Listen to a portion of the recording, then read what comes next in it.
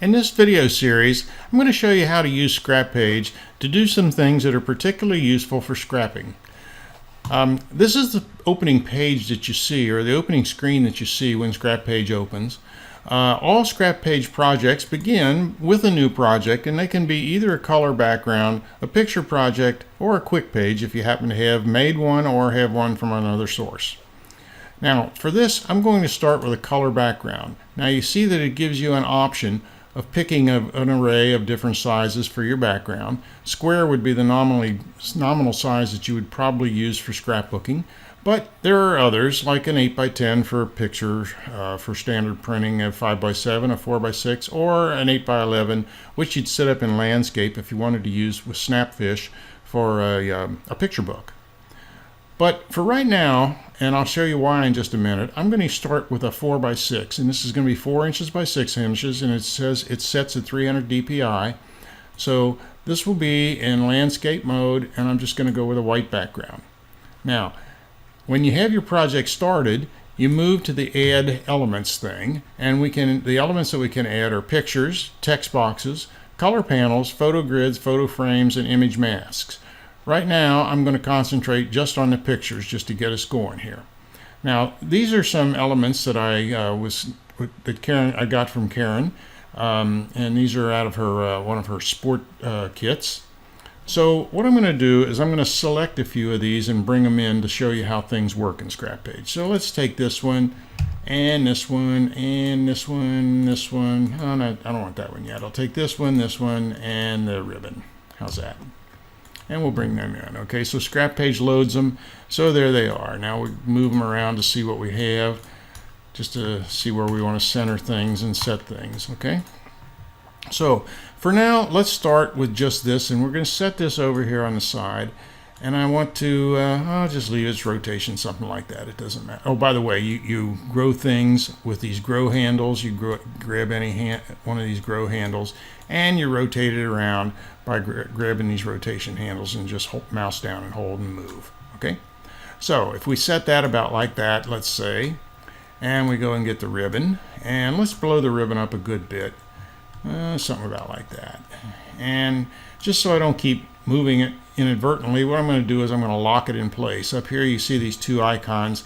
That whenever an element is selected and you press that lock button, it is now locked. I can no longer select the ribbon, but I can select everything else. Or anything I haven't locked I can select, but the ribbon itself is locked. That's not to say it has to stay that way, because I can unlock any of these elements anytime I want. Well, for now, let's put this up here and make it a little bit smaller and set it about right there, something like that. I'm going to bring in the leaf, and I want to set the leaf about something in that order, let's say. And then I'm going to move this grouping of leaves back here, and let's say I want these to be rotated down here a little bit like this, and I also want them to be behind that leaf. So what I'll do is I'll just send them back. Probably in a reorder layer, I'll just go ahead and send them all the way, not all the way to the front, I want to send them all the way to the back. All right, so now they are behind that green leaf. And I want this daisy out here, and let's say I blow him up in size about like that. Now I don't want it where it is, I want the daisy on the top. So I'll go over here and I will just bring the daisy all the way to the front of the stack. The stack being, of course, the order in which these things are. This is at the very top. That element there was at the very bottom. All right, and everyone else lies somewhere in the middle. All right, so let's say I'm happy with this arrangement. That might be a little large. It's hiding those leaves some. Maybe I'll move those leaves up a little bit so we can get a better view of them. Something like that. All right. All right, so now they're back there.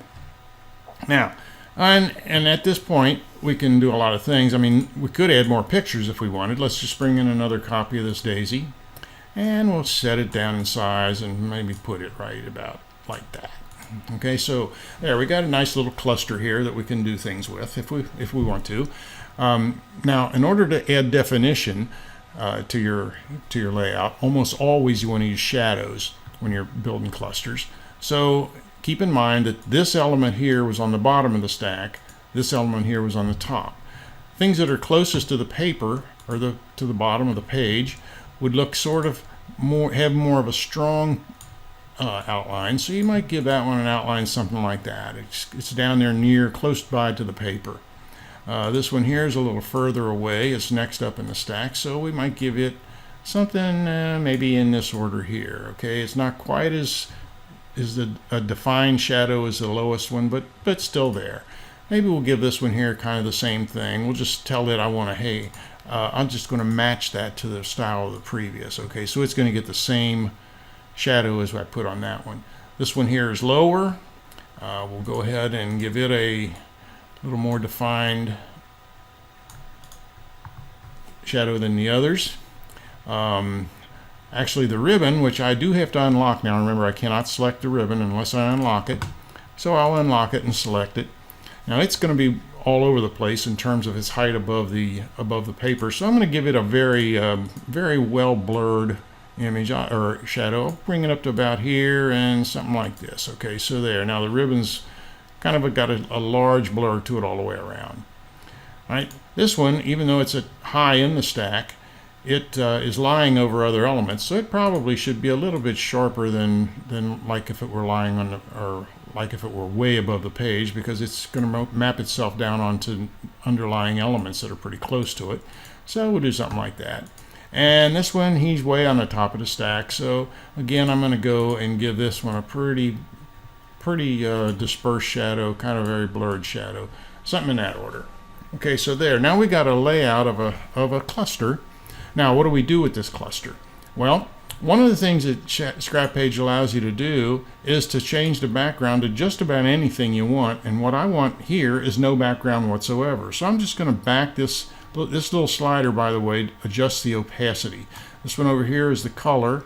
This one over here adjusts the opacity. So when it's changing the background, I'm going to bring it all the way down to where its opacity is 0. All right, so there. Now we've just eliminated the background from this cluster. And what I'm going to do next is I'm going to copy it. Okay, so I now have the cluster copied to the clipboard. Now if I start a new project, and I will do that again just by going here to this 4x6 that we started with before, and I'm going to go ahead and I'm going to paste what we just made. All right, so there it is. I just pasted that cluster on there. Now keep in mind, this has not got a white background anymore. The background of this particular project is now white. And if I change that background to something else like this, you'll see that the cluster lies atop the pink background. But the cluster in itself, its background is clear. It's a ping. So what I'm going to do now is I'm going to select the cluster, and I got a lot of extraneous area around it that I don't care for particularly. So I'm going to use the crop tool, and I set it to a random, and I'm going to make sure that my crop is set just so it's a little bit bigger than the cluster on the left side and on the top side and over here on the right side, including the shadows, and on the bottom, including the shadows. Okay, so if I go ahead now and I say okay, fine, I'll cut that down in size. Now this is now the image of my cluster. What I can do next is I will tell it I want to set my background so that it fits to the image that's selected. So if I do that, ScrapPage puts a white background down and lays the cluster on top of it. But what I can do again is I can, as always, I can change my background and set it back down to being invisible, that is 0 opacity. And there's my cluster sitting on a clear background. And at this point, I would go ahead and I would save this as a ping. All right, so I have some clusters over here that I've saved before. Let's call this one Demo Cluster. All right, and I'll save it. All right, so now we've just made that cluster.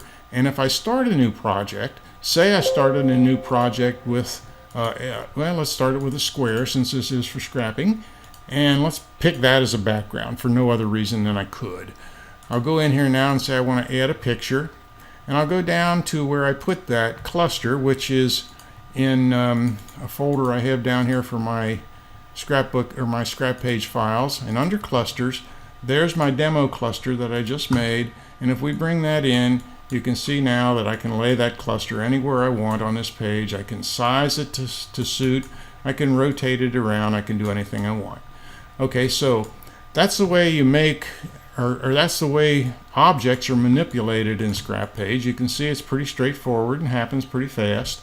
Now I'm going to go on to another topic that I want to use for this particular video series, and that's going to be how we make background papers.